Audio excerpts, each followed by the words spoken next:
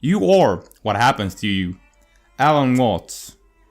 Greetings, mortals, and a capital day to you all. Broadcasting to you from across the globe. I'm your host Simon. Welcome back to the Library of Gnosis. The original script for this was actually written back many years ago when I was trying to disprove that free will existed. So, it will be fun to counterpoint myself after evolving my viewpoint. This concept of being yourself is based on a myriad of underlying implications. This idea of being a self that has a will separate from what you call external, not you or other, is a part of this illusion. You can actually have the center drop out of you. There is a phenomenon known as ego death, described as a, quote, complete loss of subjective self-identity, end quote. In Jungian psychology, the synonymous term psychic death is used, which refers to a fundamental transformation of the psyche. It results in the profound experience that, although one is not unconscious, there is no longer an I experiencing current sensory input. There is just the input as it is and by itself. You see through the illusion of a separate, personal self inside an external world that is other than you, but as autonomous with the external world, acting as one. From a human, incarnated perspective, you did not choose who your parents were gonna be. You did not pick in what country you were born. You did not decide your body, your gender, nor your ethnicity. Basically everything that makes up what you call yourself, you had no will in. You do not even know what your next thought will be. You see, you do not create your thoughts. Thoughts simply arise in your head. You do not know what your next thought will be, any more than you know what my next thought will be. I would like to demonstrate this to you with a thought experiment from Sam Harris. Think of a city, any city in the world. Now, this is as free a choice that you will ever face. Did you think of Toronto? Most likely not, but you are aware that Toronto is a city. Yet, it did not enter your mind at this time. Maybe you thought of 5 cities, maybe of 10, depending on how long you contemplated the question. But you did not think of every city you knew of. Only a select few came to mind. Now, were you free to choose those cities which did not occur to you to think of? You do not know what your next thought will be. It will simply come to you. Your thoughts arise in your head without your conscious intention. I challenge you to stop thinking for an hour or a day. If you really did have free will and control over your own mind, this would seemingly not be a problem. But you will find this next to impossible for the simple reason that the control you feel you have is, to an extent, simply an illusion. We appear to be living in a cause and effect universe.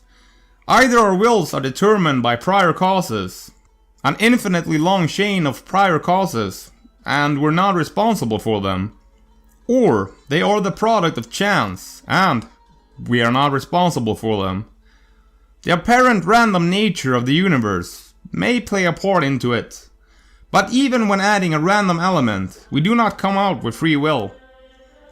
At best, we are then just machines with a random number generator in the background. The third option, that there is some combination of chance and determinism, but whichever way you shake the 8-ball, you do not come up with free will. No single object in nature appears to have this mystical thing called free will. Atoms do not have free will, so how can all of them put together change this fact? We appear to be living in a cause and effect universe, and there is no reason to think that humans would be any different, according to materialists. But of course, I am not a materialist. To better understand where I'm coming from, I advise you to first go watch my video on time if you haven't. Link up top. Your will precedes time, which is a strange phenomenon. It means that your actions do not originate from even this third-dimensional plane of existence, but above it, most likely fifth density, and I guess it all eventually goes back to the source if you follow the red line. Free will is really a paradox, but such is also the nature of God. All is mind, the universe is mental. Hermetic principle number 1. Your mind creates time, and as such, a part of your mind is above time.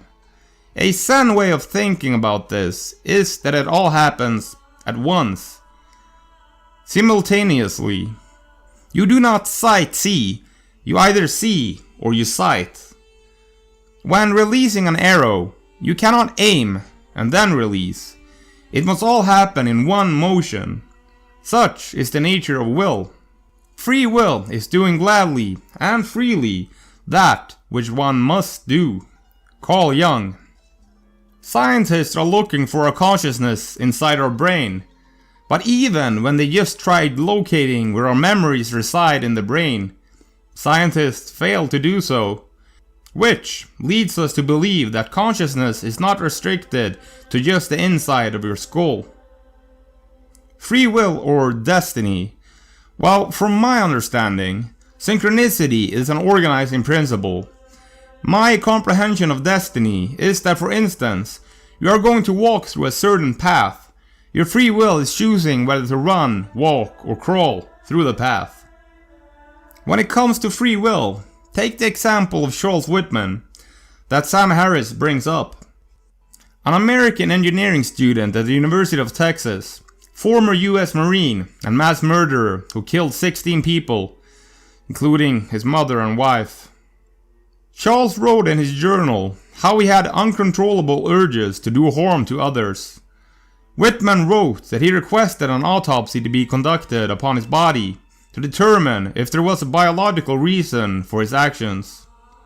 Later, at Whitman's autopsy, the coroner discovered a brain tumor. Forensic investigators have theorized that the tumor may have been pressed against the nearby amygdala region of Whitman's brain, affecting his fight or flight response, possibly being the cause for his decision to commit the murders. After reading the fact that this mass murderer had a brain tumor, this man is no longer seen as a monster who did this of his own accord, but as an unlucky victim. If someone has a terrible childhood and the wrong brain chemistry, he could just as well become a mass murderer too. But the child that is later to become a mass murderer cannot be made responsible for his bad childhood, nor his brain chemistry. You do not know where your decisions come from. They pop up like hiccups. And when you make a decision, people have a great deal of anxiety about making decisions. Did I think this over long enough?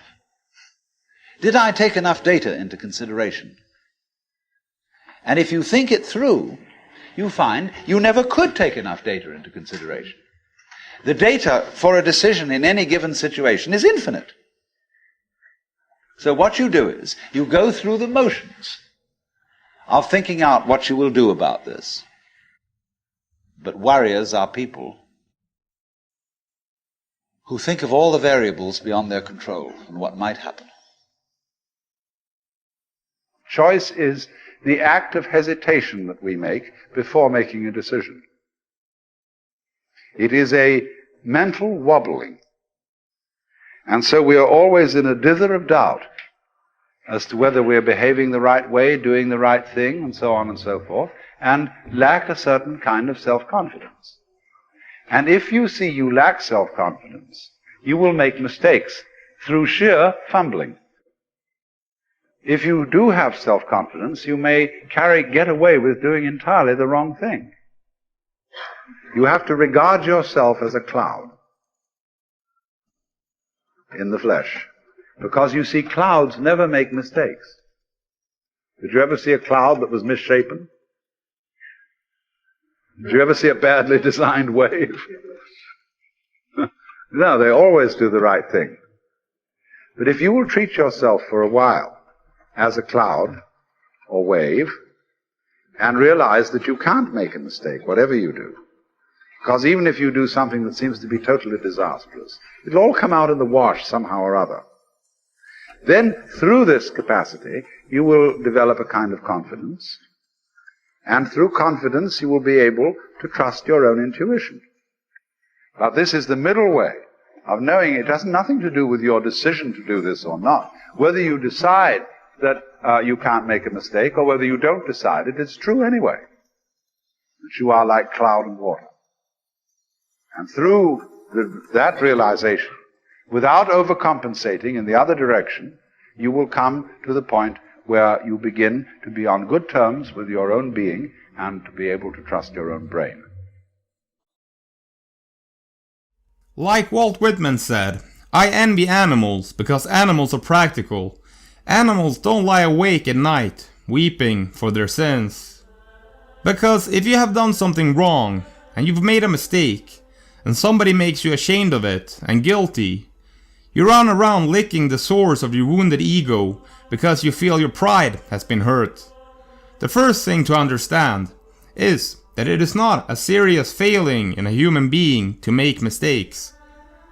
Everybody has to make mistakes. There's no way out of it.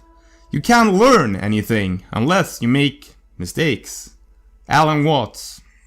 There is a famous neuropsychological experiment by Benjamin Libet and his colleagues that has been interpreted as showing that our brains initiate voluntary movements before we are aware of having decided to move, and that this calls into question the efficiency of our wills. Now, some background to this.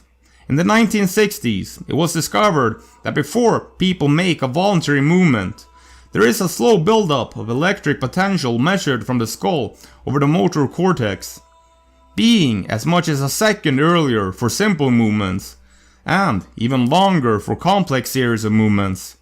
This electrical change is called the readiness potential and was discovered by Kornhuber and Dickey in 1965.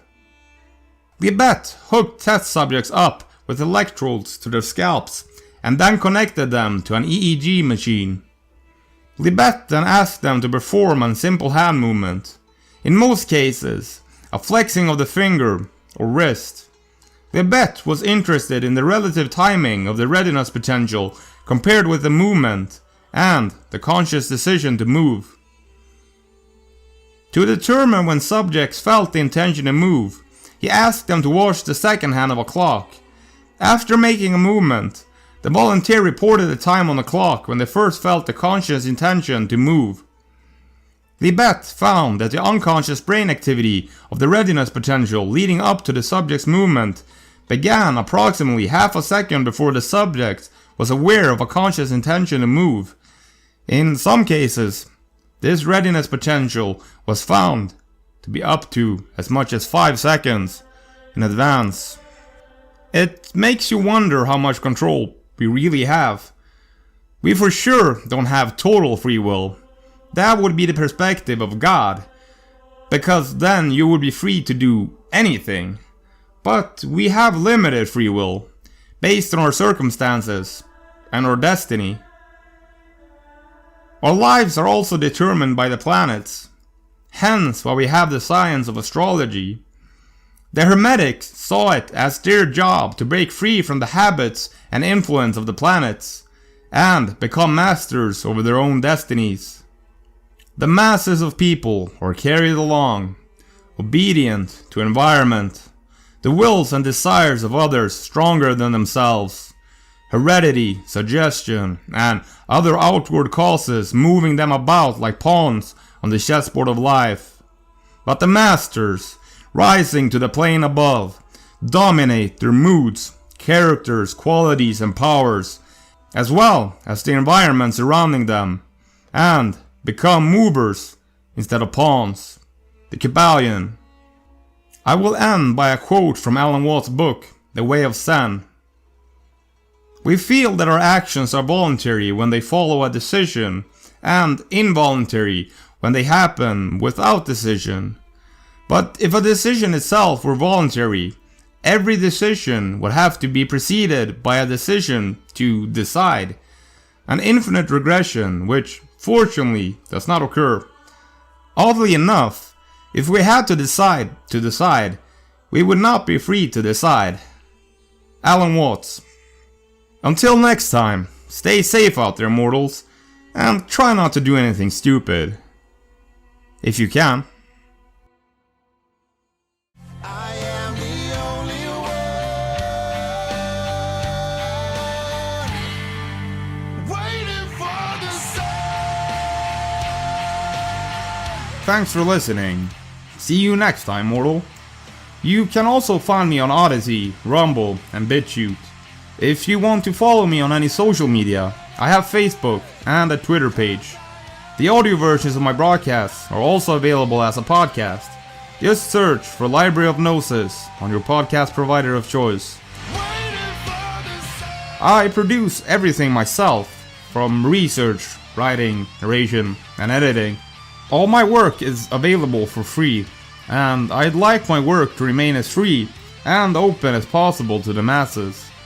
But due to the need for advertisers, I will forever be bound to self-censorship. I bet you've learned more from some of my 20-minute videos than you have from a 2.5-hour Hollywood blockbuster movie. And in total, I have produced many hours of content. If you have money to spare and want to help me be able to express myself more freely, do consider donating to me to help out, either monthly on Patreon or a one-time donation at PayPal. You can find links in the description to everything. The amazing song in the background is Waiting for the Sun by D. Van, sung by my friend Greger Andersson. You can find them on Spotify and Instagram. Links also in the description. Waiting for the sun. Waiting for the sun. Waiting for the sun.